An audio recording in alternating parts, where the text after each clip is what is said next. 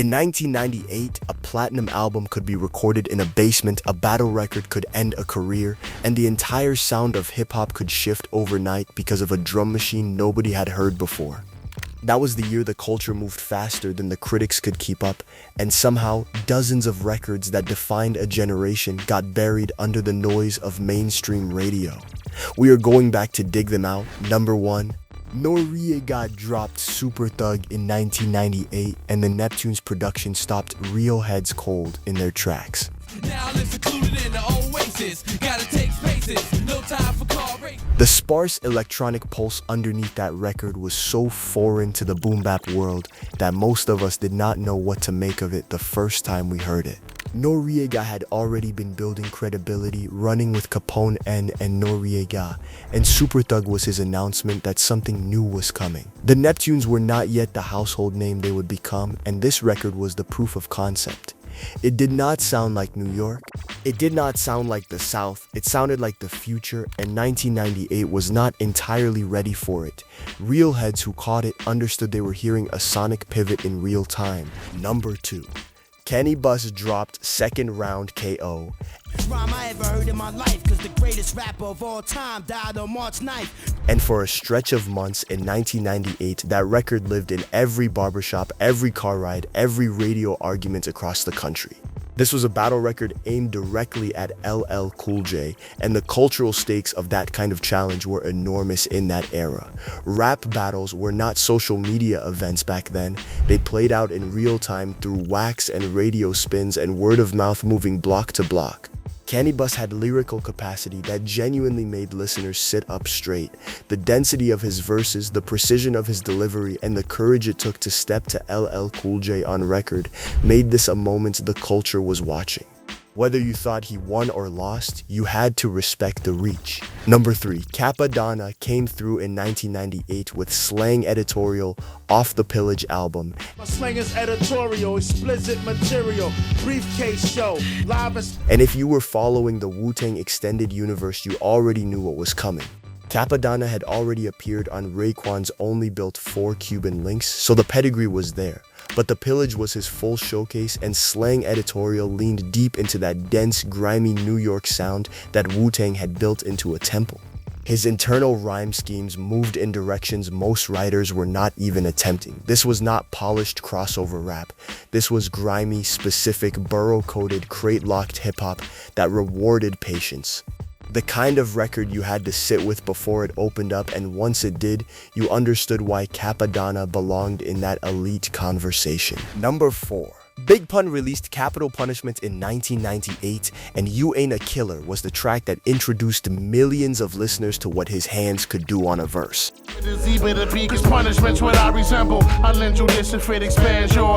That debut album reportedly became the first solo album by a Latino rapper to go platinum, which was a cultural milestone that deserved far more recognition than it received. The internal rhyme density on You Ain't a Killer was something technically unprecedented, and real heads who studied the craft were genuinely shaken by it. We lost Pun in February of 2000, and that loss still sits heavy on anyone who understood what he was building. This record is not just a track, it is a monument to what was possible when someone with that much talent arrived fully formed and left too soon. Number 5. Black Star gave us something rare in 1998.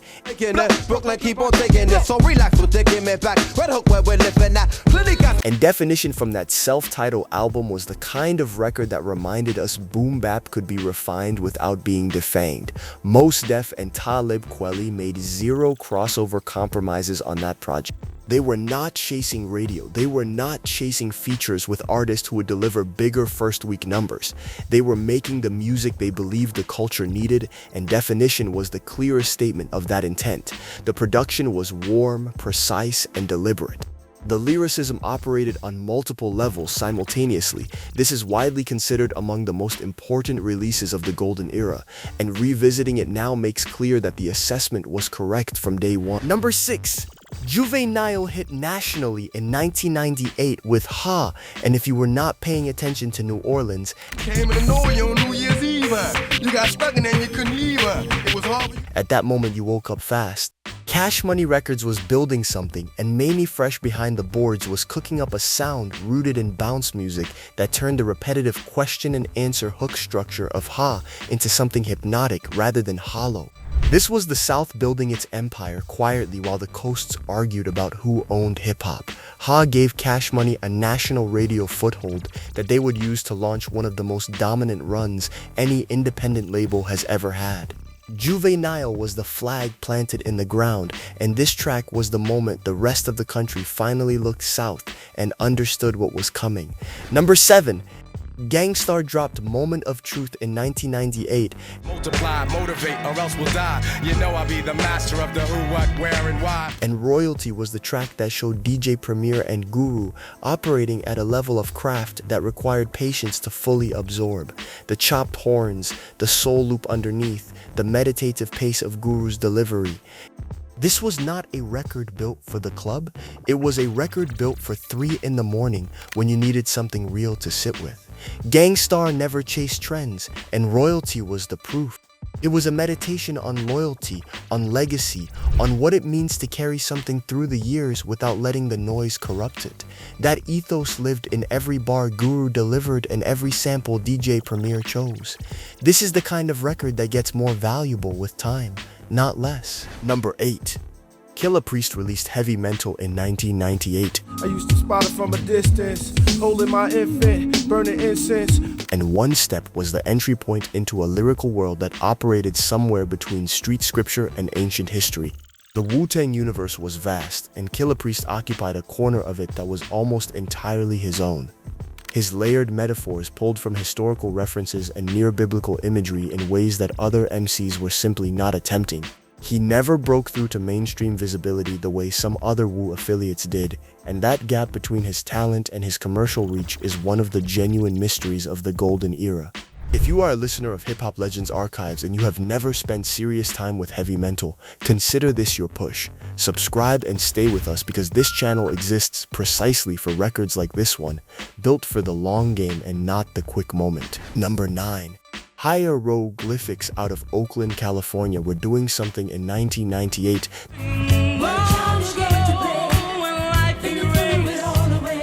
that the coasts had not figured out how to categorize yet. You Never Knew captured the collective's independent spirit and the warm, layered production that the Bay Area had been developing on its own terms. If the East Coast had grit and the South had bounce, the Hieroglyphics had wisdom. Their sound was unhurried and precise, and the lyricism operated like conversation between intelligent people who had done the reading and were not going to dumb it down for anyone. This was independent rap before independent rap had a marketing lane, and You Never Knew is the kind of track that makes you question why the mainstream conversation of 1998 was not wider and more honest about geography. Number 10. People Under the Stairs brought the next step in 1998, and as a Los Angeles underground act, they were doing something deceptively difficult. They were filtering New York boom-bap reverence through a West Coast lens without losing the authenticity of either tradition. O-Double and These One chopped samples with the kind of care that crate diggers recognize instantly. Radio ignored this record almost entirely. That was radio's failure, not the record's. Real heads held this one like a secret, passed the tape hand to hand, played it in the kind of settings where the music actually had room to breathe. That is what underground rap required from its audience in 1998, and People Under the Stairs rewarded that patience every single time. Number 11. XZV It in 1998 was years away from Pimp My Ride. Damn right. And a celebrity version of himself that casual audiences would eventually know. In 1998, he was among the most respected underground lyricists the West Coast had produced, building credibility brick by brick with hard production and an uncompromising delivery that left no room for comfort or compromise. What you see is what you get was exactly that kind of statement. It announced exactly who he was without apology or embellishment. Dr.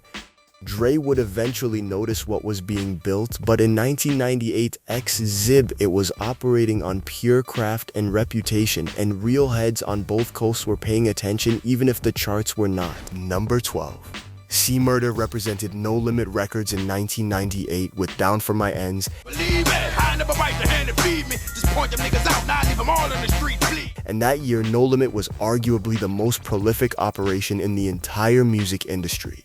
Master P had built a machine, and the street response to everything coming off that assembly line was undeniable. Down For My Ends was a loyalty anthem rooted in the gritty reality that No Limit trafficked in, and it connected because it was specific. 1998 was the peak of No Limit's credibility overlap, the moment when their commercial dominance and their street authenticity still occupied the same space. That overlap would not last forever, but in 1998 the combination was real, and this record carried it. Number 13. The Lox brought Jadakiss, Styles P, and Chic Louch out of Yonkers with Money, Power, and Respect.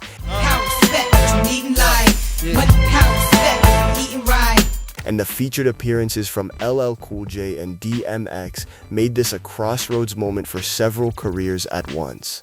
The debut album reportedly went platinum, which was a number that reflected genuine hunger from an audience that felt the tension the group was carrying.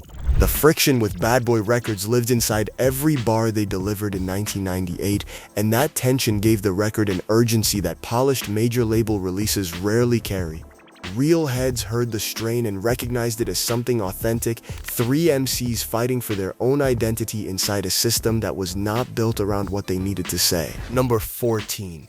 Pras navigating the post-Fugees solo landscape in 1998 was a complicated position, and Ghetto Superstar was the unexpected result of that navigation.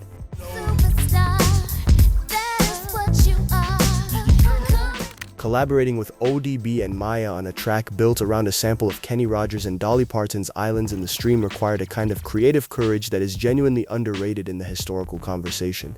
The Bulworth soundtrack gave it context, and the track reportedly peaked around the top 15 on the Billboard Hot 100, which meant it crossed audiences that most hip-hop records never reached. That crossover reach is easy to dismiss as commercial softness, but revisiting it honestly reveals a record that took real risks and paid them off in ways we did not fully credit at the time. Number 15. DMX closed the loop in 1998 with Get At Me Dog. And if you need to understand how one artist could arrive fully formed and detonate an entire label's trajectory, start here. The barking intro, the horn-driven Def Jam production, the Rough Riders energy underneath every syllable. This record set the table for It's Dark and Hell Is Hot, which would launch as one of the most explosive debut albums the golden era ever produced. Before the double platinum certifications, before the movies, before the mythology, there was this track, raw and undecorated, announcing that something different had arrived. 1998 handed us 15 records that the mainstream never fully honored, and every one of them deserves the room we just gave them. If any of these tracks opened a memory or sent you back to a place you had almost forgotten, that is exactly what Hip Hop Legends Archives is here for.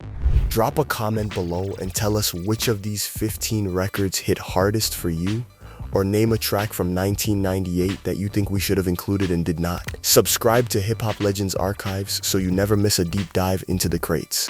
The culture deserves this kind of honesty, and so do you.